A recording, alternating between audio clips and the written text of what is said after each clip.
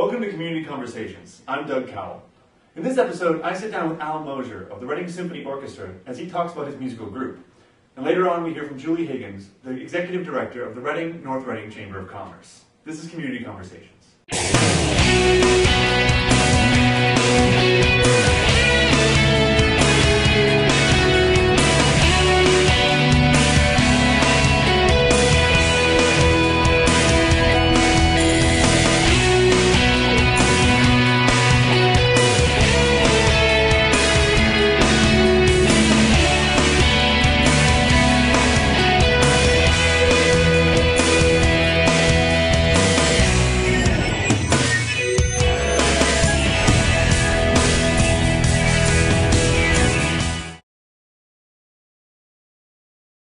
It can be said that Reading is a musical town. From an early age, Reading children are taught an extensive musical curriculum, and if you went through Reading schools when I did, you might be lucky enough to have been taught by Al Mosier. Retirement has not dulled Al's love of music, and in this episode, he sits down with me to talk about this amazing addition to Reading's musical legacy, the Reading Symphony Orchestra. I'm here with Al Mosier from the Reading Symphony Orchestra. Thank you for joining me. Thanks for having me, Doug. So, tell me a little bit about the Reading Symphony Orchestra. Well, the Reading Symphony Orchestra is a community orchestra serving Reading and the surrounding communities. We were started in 1931 by a Reading music teacher by the name of Samuel W. Peck, and he drew on Reading High School students and local area musicians to get the orchestra started. We were so small at the beginning that they actually rehearsed in somebody's living room. Oh, wow. And it's grown a bit since then. Just a bit. So what got you started with the Reading Symphony Orchestra? Well, I was a music teacher here in Reading for 21 years. I taught at the elementary level, and you would know that because you're one of my former students. Yeah. I like to show my students that there are other kinds of music than what they normally listen to every day. So one of the things that I tried to introduce them to was classical music. And that's kind of what got me involved with the orchestra in the first place. They initiated a series of children's concerts. We usually do one every year. And I got involved in that. And then from there, I just got pulled right in. Excellent. And how many members are there currently? Well, we have a basic membership of about 30 to 35 players. It depends on the pieces that are programmed for the year. That would be our basic core players that are in every concert. If a particular piece calls for particular instruments, then we'll add people, like horn players, extra horn players, or trumpet players, and some pieces don't call for that. So it's kind of a floating membership beyond the core. Excellent. And there's different commitment levels for the different stages, or? Well, as I said, it depends on what's been programmed. We have the year programmed in advance, so people pretty much know, okay, we're going to be here for the fall concert, we're going to be here, not here for the spring concert, so on. The core players are there all the time. Excellent. And they don't fit in someone's living room anymore? No. They very nicely fit in the band room at Coolidge. Oh, wonderful. So what's your favorite part about the Symphony Orchestra as a whole? Well, I like being involved in presenting music that's a little bit different than most people hear in their everyday lives. Again, it has to do with being a music teacher. I was very happy to be able to help the orchestra out because I think what we do is important. Excellent. So how can people find out more about the Symphony Orchestra and when they're playing or how to join? That information is all available at our website, which is readingsymphonyorchestra.org. It's a pretty good website. I helped design it. It gives quite a lot of information on how to contact us, and it talks about how you can get tickets and how you can become involved as a player and so on. Excellent. And do you want to talk about your next show that's coming up? I'd be glad to. We have a spring concert in March scheduled on the 17th, which, as I'm sure you know, is St. Patrick's Day, Doug. Mm-hmm. And in honor of that, we'll be playing part of a symphony by the Irish composer Charles Stanford. And strangely enough, the symphony is subtitled the Irish Symphony. I like it. Okay? I don't know, could be leprechauns, but you never know. Excellent, so everyone's going to be wearing green then. Yeah, exactly. So at the same concert, we'll also be playing a piece by Dvorak, which is a piece written for the wind section only. No violins, no strings at all, just the wind players. And then to close off, we'll be playing the Brahms Second Symphony. Wonderful. Yeah, it's a pretty aggressive program.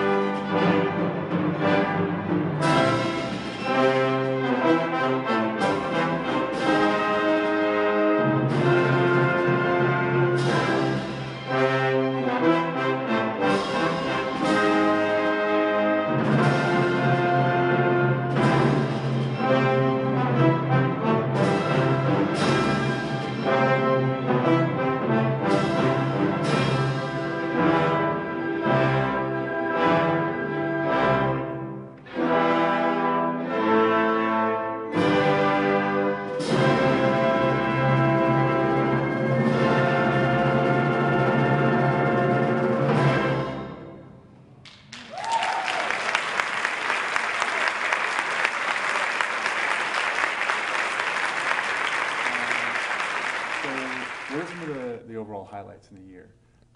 You mentioned there was the children's... Yeah, well, basically our yearly program is a concert in November. Then during December we have reinitiated the Messiah Sing-Alongs. That's held in early December, and I believe this year it's at the Unitarian Church on Woburn Street. Then later in the month, or actually the month later, in January, we do the children's concert, which is traditionally held at Parker. Then we have a March concert, which is back to regular symphony orchestra fare, and then finally a huge Pops concert in May every year, and that tends to get wacky. Yeah, I've seen some of the footage from it. So overall, where do you see this the symphony orchestra growing in the community? Well, this is our 80th year of existence here in Reading, and I would say we're growing towards our 90th. We'd like to increase our presence in the community, so we're investigating ways to get our music out there in front of more people. Excellent. Well, thank you very much for joining me. Well, thanks for having me, Doug. All right. It's not his new group of friends, the video games, or the neighborhood. Mom, do I have to go to school today? The biggest threat to your child's future could be you. Every day they miss puts their graduation at risk. It's no fairy tale that the right fit means everything, especially when it comes to car seats. Always choose one that's the right fit for your child's age and size. That does make a difference. To find out more, visit safercar.gov/therightseat.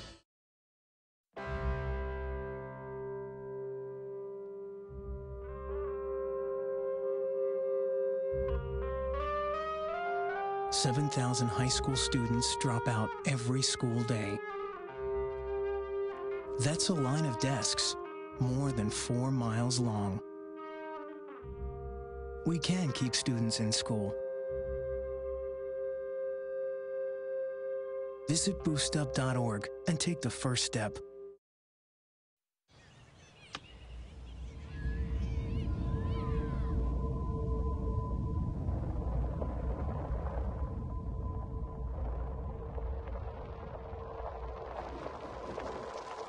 $7,000 high school students drop out every school day.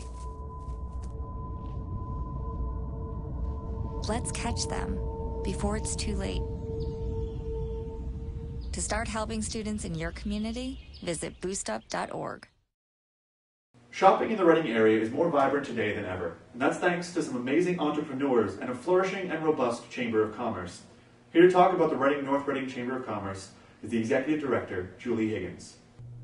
So tell us a little bit about the Reading and North Reading Chamber of Commerce. Well, our job my job as the executive director is to be an advocate for the small businesses in our community. So it's a dual chamber, so it's Reading and North Reading. We have about 250 members, and we're looking to increase that number just to get as many people in our communities involved. Excellent. And, yeah. And as the director, you're a facilitator for each of these members and in a networking effort, as well as more directly involved with them in their business and helping them to develop? Exactly, yeah.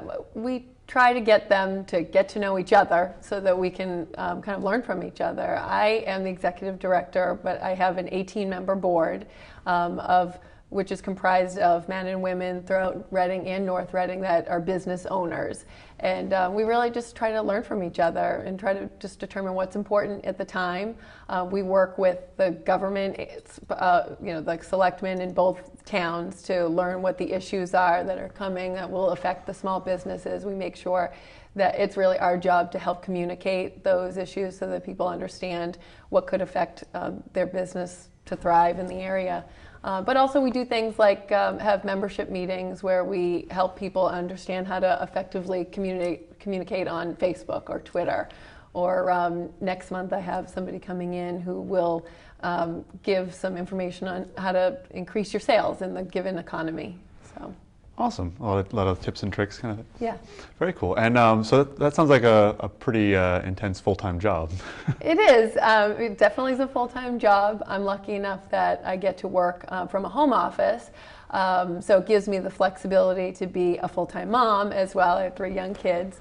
But also find that most of the time I'm not sitting. I spend a lot of time at night sitting behind my desk and typing and communicating what it was that I learned throughout the day. But really, I think to be a really effective executive director of this chamber, you need to get out there and talk to people. And so I spend most of my days meeting with the different committees that we have on the board. We have committees for our Buy Local initiative, for the different events that we run, and for our membership meetings that I had mentioned, for a whole group of things. So I meet with my board members and committees on almost a daily basis, and then just get out there and talk to people and find out what's important to them. Good, pounding the pavement. I try. So tell us a little bit about the Buy Local initiative. Right, so Buy Local is something that was started by my predecessor, Irene Collins, and I know it was something that was really important to her, and it caught on quickly.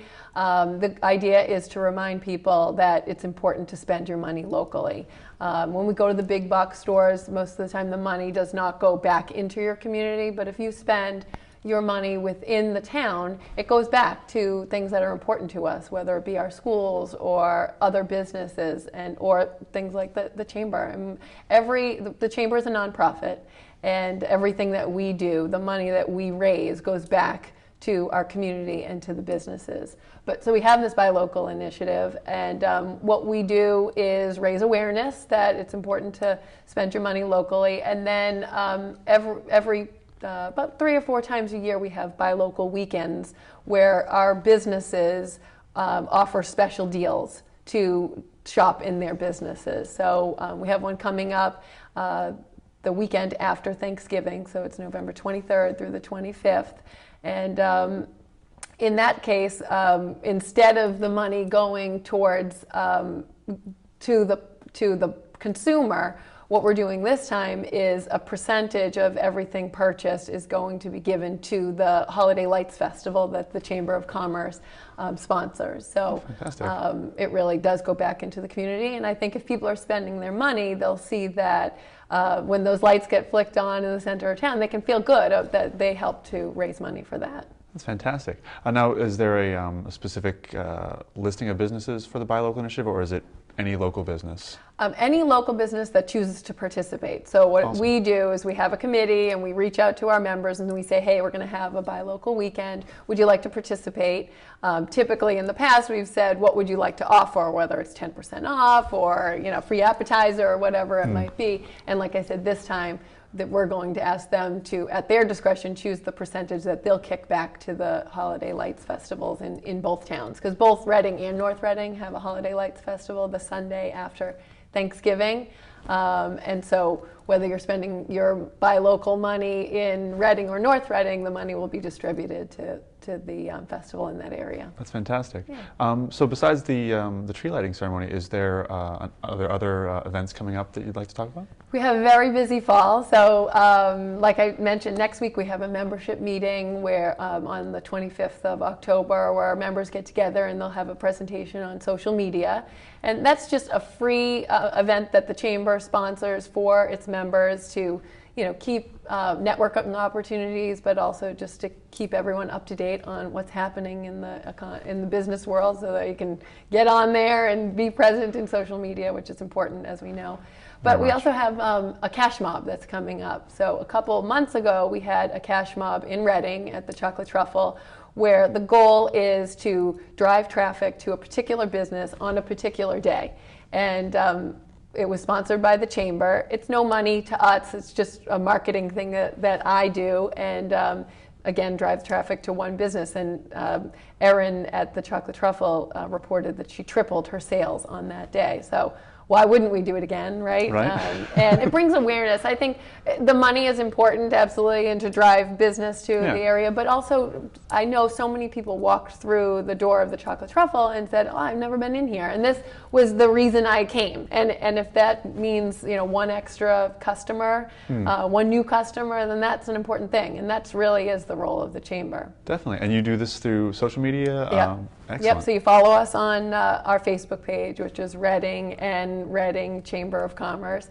And you can like us, and then you can get the information. So the cool thing about the Cash Mob, it will be on November 8th, but just to drive some energy behind it, you don't announce the name of the business until maybe the day before. So you kind of have to, sit on pins and needles to figure out, where you're going to go. It's in North Reading. And the goal really is not to go and have to spend $100. You go, you spend $10 to $20, and you support the business. You learn something new. Maybe you've never been into the store before. And it's just, I think it's a nice community effort. That's great, especially for having businesses in both Reading and North Reading. So maybe it's a business in North Reading that people in Reading haven't heard about as much. Exactly. So yeah, I know that a lot of my friends and people I know from North Reading came to Reading to support the chocolate truffle, and I'm confident that the Reading people will head over the line to do the same for North Reading. And we want to really keep a balance, so that's why this time where Reading was chosen first, we chose North Reading this time. And next time, I did hear that the way the Cash Mob works is one of the new things they're doing is to get community people to vote on the business that they want to mob. So, and the interesting thing behind that, I think, is that the businesses themselves can get on Facebook and drive their friends to say, it should be us, and it creates kind of this friendly competition, and may the best man win. And the cool thing is it costs us nothing. I plan to do these ongoing, and I think it's a fun event that really brings awareness to both the Chamber and the local businesses. That's a great initiative. Yeah, are there any other events coming up? Yes, we have the Holiday Lights Festivals, as I mentioned, in both Reading and North Reading, and that's the Sunday after Thanksgiving. So there's one in Reading and North Reading. And we have another membership meeting that we're planning for November 15th, where about sales and, again, how to increase your sales in the economy. Excellent. Busy fall. Most definitely. Yeah. So tell me a little bit more about the tree lighting and what the Chamber's involved with. Well, the tree light is something I'm really excited about this year. This is, again, my first year on the job, and I think that what makes it great is it really is truly a community event, where I think they said that I've been told that almost over 3,000 people from Reading come down to the center of town. We have hay rides and trolleys and Santa at Reading Co-op. So many of our businesses are out and active that day and are sponsoring, people that are Frosty that comes in a costume. And again, we're trying to drive awareness to the businesses, but it really is a fun community event that day. There'll be bouncy houses and we have entertainment, and I know you guys are going to be open that day as well, Yes, we will.